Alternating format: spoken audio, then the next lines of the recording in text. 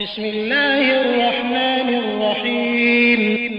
قال ألم أقل لك إنك لن تستطيع معي صبرا قال إن سألتك عن شيء بعدها فلا تصاحبني قد بلغت من لدني عذرا فانطلقا حتى إذا أتيا أهل قرية استطعما أهلها فأبوا أن يضيفوهما فوجدا فيها جدارا يريد أن ينقض فأقامه قال لو شئت لاتخذت عليه أجرا قال هذا فراق بيني وبينك سأنبئك بتأويل ما لم تستطع عليه صبرا أما السفينة فكانت لمساكين يعملون في البحر فأردت أن أعيبها وكان وراءهم ملك يأخذ كل سفينة غصبا وأما الغلام فكان أبواه مؤمنين فخشينا أن يرهقهما طغيانا وكفرا فأردنا أن يبدلهما ربهما خيرا منه زكاة وأقرب رحما وأما الجدار فكان لغلامين يتيمين في المدينة وكان تحته كنز لهما وكان أبوهما صالحا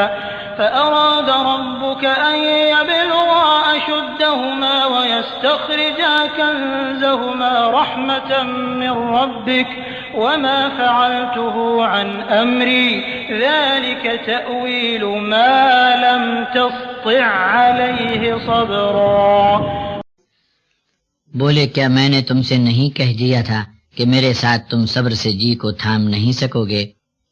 تب موسیٰ بولے کہ اگر اس کے بعد میں آپ سے کچھ بھی پوچھوں تو مجھے اپنی صحبت میں نہ رہنے دیں، اس لیے کہ اب تو آپ میرے معاملے میں معقول عذر کی حد تک پہنچ چکے ہیں۔ پھر دونوں نے وہاں سے بھی آگے چلنا شروع کیا، یہاں تک چلے کہ ایک گاؤں والوں کے پاس پہنچ گئے۔ تھکے تو تھے ہی اور بستی والوں سے کھانے کی حاجت کا اظہار کیا تو گاؤں کے لوگوں نے ان کی مہمانی کرنے سے انکار کر دیا۔ پھر گاؤں میں انہوں نے ایک دیوار پائی کہ اب گرنے ہی والی ہے تو خضر نے اسے سدھار دیا۔ تب موسیٰ بولے کہ اگر آپ چاہتے تو اس دیوار کو سیدھا کرنے کی کچھ مزدوری لے لیتے۔ تب خضر نے کہا کہ اب تو بقول آپ کے میرے اور آپ کے بیچ جدائی کا وقت آ ہی گیا، اب میں آپ کو فوراً ان تمام معاملات کا خلاصہ اور اصل حقیقت بتا دیتا ہوں جن پر آپ سے صبر نہ ہو سکا۔ وہ جو کشتی تھی کچھ غریب مسکین لوگوں کی تھی جو مل جل کر دریا میں محنت مزدوری کر لیتے تھے، اور ان کے آگے کی طرف ایک بادشاہ تھا جو ہر بے عیب کشتی کو زبردستی چھین لیتا تھا۔ میں نے ارادہ کیا کہ کشتی کو عیبدار کر دوں تاکہ بادشاہ اسے لینا پسند ہی نہ کرے۔ اب سن لو، اس لڑکے کا واقعہ یہ تھا کہ اس کے ماں باپ ایمان والے تھے، تو ہم کو یہ خوف و اندیشہ ہوا کہ یہ ان دونوں کو سرکشی اور کفر میں لے ڈوبے گا۔